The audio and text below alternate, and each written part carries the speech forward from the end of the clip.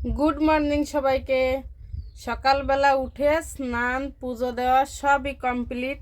এখন হচ্ছে খাওয়া দাওয়া করব। তো সকালবেলা কি খাই আর কি কি করি সব কিছুই নিয়ে থাকবে আমার আজকের ভিডিও।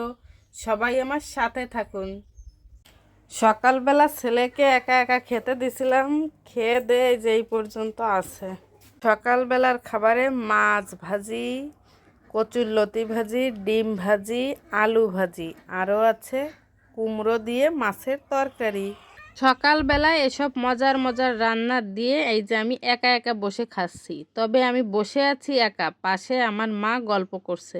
মা হচ্ছে গল্প করছে আর আমি খাওয়া দাওয়া করছি। তারপরে খাওয়া দাওয়া শেষ, আমার হচ্ছে উল্টো নিয়ম।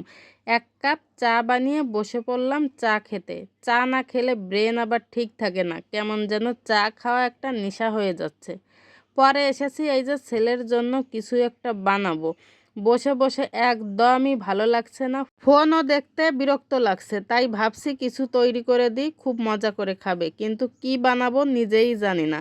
হাতের কাছে যা পেয়েছি সব একসাথে মিক্সড করে তারপরে এই যে একটা ডো তৈরি করলাম। দিয়েছি ময়দা, একটু চিনি, একটু তেল আর হচ্ছে একটু ইস্ট।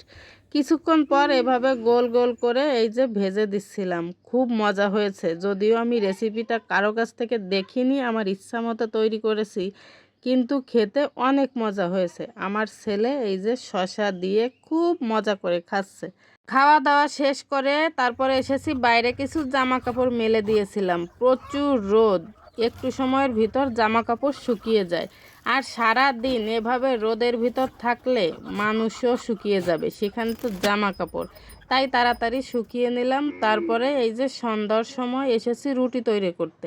মা বাড়িতে নেই, তাই রাতের রুটি তৈরিটা আমার ঘাড়ে এসে পড়েছে। তো মাটির চুলায় এসেছি, এক পাশে হচ্ছে ভাজি করব, আরেক পাশে রুটি করব। অবশ্য ছেলের জন্য কিন্তু ভাতও রান্না করা লাগে। আস্তে আস্তে কাজ বাজ কেমন যেন ভুলে যাচ্ছি, কাজই আমাকে স্মরণ করিয়ে দিচ্ছে আমি বুড়ো হয়ে যাচ্ছি। মানে কোনটা আগে করব একদমই বুঝে পাচ্ছি না। অনেক দিন কাজ কাম করি না, তো তাই হয়তো বা এরম ব্যালেন্স ঠিক থাকছে না। তো যাই হোক, যতটুকু বুঝতে পারছি ততটুকু সেইভাবে করছি। আগে হচ্ছে রুটি বানিয়ে নিলাম, তারপরে ভাজি করব, তারপরে ছেলের জন্য ভাত রান্না করব। একবারে অবশ্য গুছিয়ে নিনি, যদি গুছিয়ে নিতাম তাহলে হয়তো এমনটা হতো না। দেখেন আমার রুটিগুলো কিন্তু তেমন একটা গোল হয়নি, কারণ অনেক দিন বানাই না, তো তার জন্য। পরে এই যে ভাজির জন্য লাউ কাটতে এসেছি, তারপরে আর কোনো ভিডিও ক্লিপ নেওয়া হয়নি।